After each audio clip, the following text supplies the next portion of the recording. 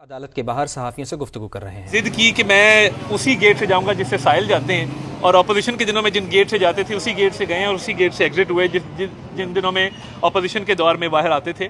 तो आज मुद्दा ये था कि वज़ीर-ए-आज़म पाकिस्तान शहबाज शरीफ साहब ने जुलाई 2017 में जो इमरान अहमद न्याजी के ख़िलाफ़ हत्क इज़्ज़त का दावा किया था, आज उसकी पेशी थी और मैं बतौर गवाह इसमें पेश हुआ।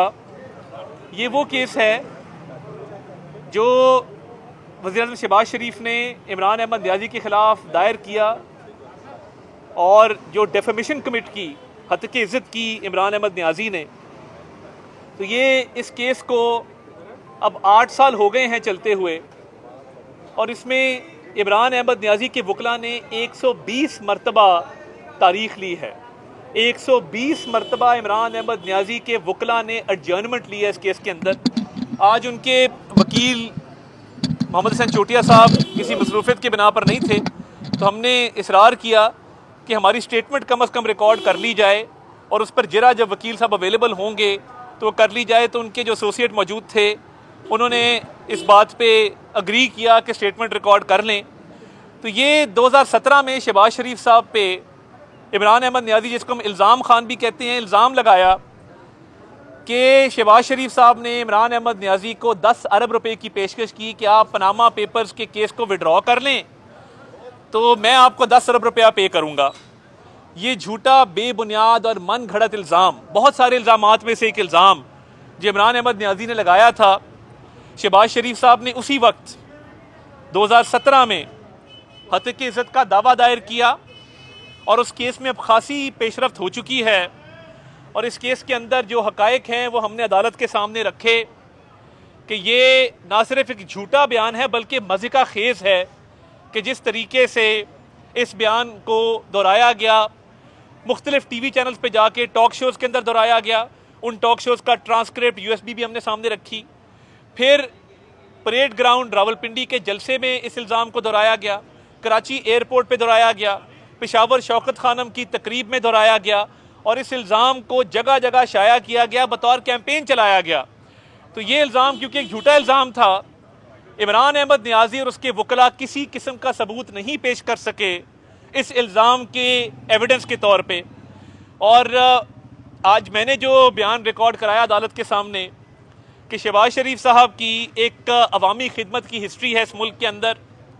वो 1988 से सूबाई असम्बली और कौमी असम्बली के मेंबर मुंतखब होते आ रहे हैं। वो सूबाई असम्बली में लीडर ऑफ अपोजिशन भी रहे, 3 मरतबा अल्लाह ताला ने उनको वज़ीर आला बनाया, 2 मरतबा वज़ीर आज़म रहे। मियाँ नवाज शरीफ ने उन पर एतमाद किया और उनको अपने उम्मीदवार के तौर पर नामज़द किया। तो उनकी समाजी खिदमत, सियासी खिदमत, जब वो बिज़नेस में थे चैम्बर के प्रेसिडेंट रहे और एक उन्होंने अपनी रेपूटेशन बनाई एज अ डूअर कि वो डेवलपमेंट में बिलीव करते हैं, अवामी खिदमत में बिलीव करते हैं और हमेशा अवामी खिदमत की है, पब्लिक सर्विस की है, अपना खून पसीना देकर। तो ये जो इमरान अहमद न्याजी जो कि एक मुजरिम है और अडियाला जेल में करप्शन के केस में कैद है, ये उसका शीवा है कि वो ऐसे झूठे इल्ज़ामात लगाता है। और ये हत्क इज़्ज़त का दावा जो अब 8 साल से चल रहा है उसमें खासी पेशरफ्त है और इमरान अहमद न्याजी के पास अपने दिफा में ना कहने को कुछ है, ना कोई सबूत पेश कर सके हैं। हमने तमाम तर सबूत पेश किए कि ये झूठा इल्ज़ाम था, बेबुनियाद था, मन घड़त था, फ़रेब पर मबनी था, अवाम को गुमराह करने के लिए दिया गया था, शहबाज शरीफ साहब की साख को मुतासर करने के लिए दिया गया था। तमाम दस्तावेजी सबूत वो अदालत के सामने रखे हैं और हम उम्मीद करते हैं कि इंशाअल्लाह ताला इसमें हमें इंसाफ मिलेगा।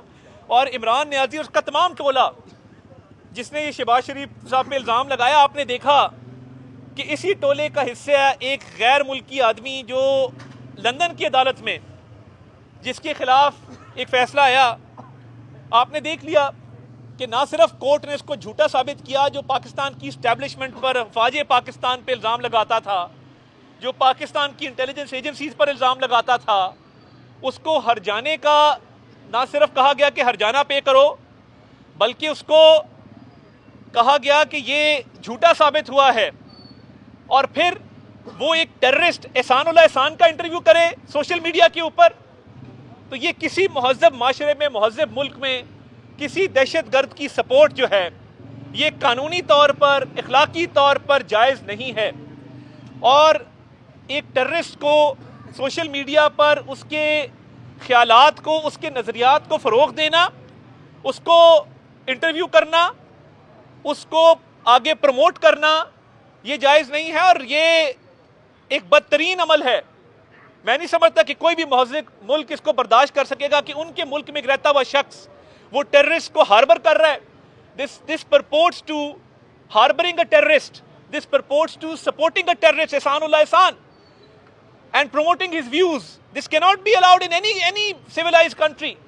तो ये जिस तरह उसको वहाँ पे मात हुई एंटी पाकिस्तान एजेंडा चलाने पर कि हरजाना भी देना पड़ा और जो अखराजात हैं अदालत के वो भी अदा करने पड़े और झूठा भी साबित हुआ, खिफ़त भी हुई, शर्मिंदगी का सामना भी हुआ। इसी तरह इस केस में इंशाअल्लाह ताला, क्योंकि इमरान अहमद न्याजी के पास इन इल्ज़ामात का कोई सबूत नहीं है शहबाज शरीफ साहब के खिलाफ, तो ये एक सर्टिफाइड झूठा है जो एक करप्शन के केस में अंदर है और हमेशा झूठ की सियासत की है, मुनाफिकत की सियासत की है, हमेशा इल्ज़ाम तराशी की सियासत की है।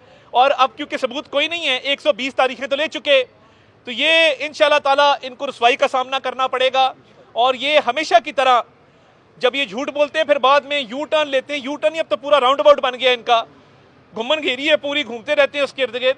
तो ये हक और सच की फतह होगी और इंसाफ की फतह होगी। जी आप